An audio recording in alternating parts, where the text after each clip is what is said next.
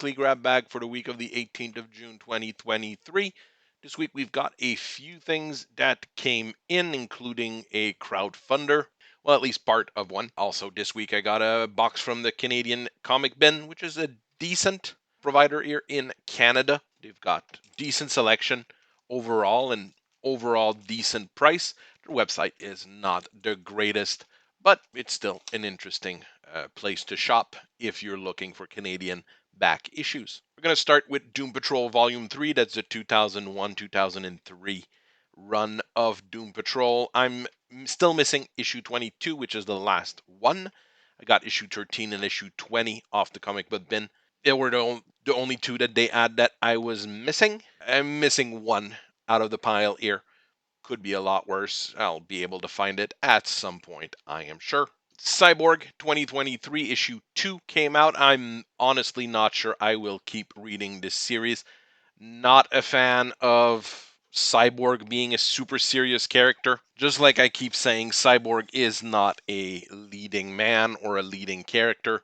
He's not interesting enough on his own. And this issue was just missing everything. It was nothing really interesting in it for me. Maybe some people like it.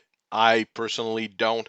Even if it's a 6-issue miniseries, not sure I'm going to finish it. Titans 2023, this one is a little bit more interesting. Of course, we start the series off with time travel, which is always a big iffy thing for me.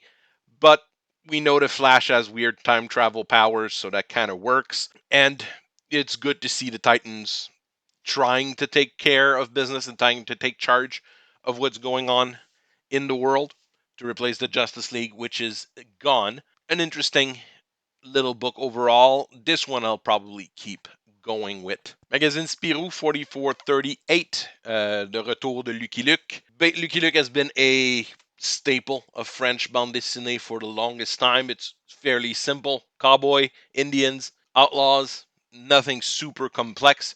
We're going with a new artist here in this one.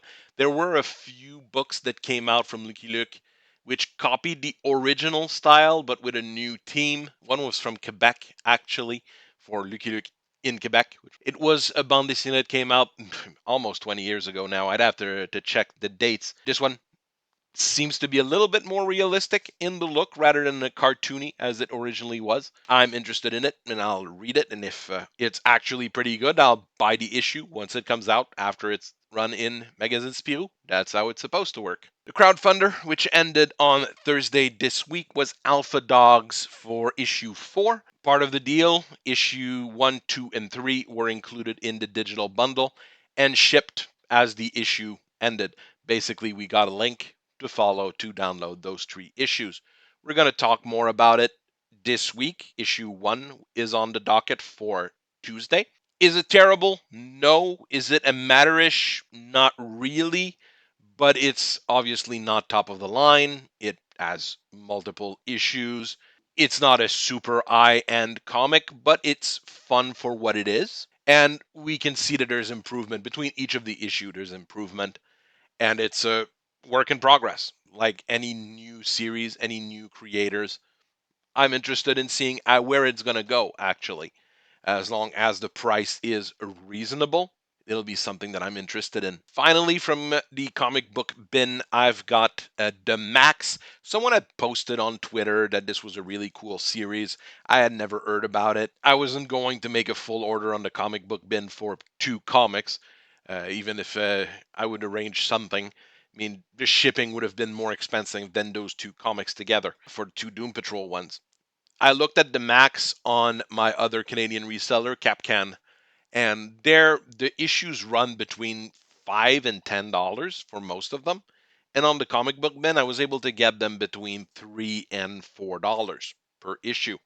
Much cheaper. People said it was interesting.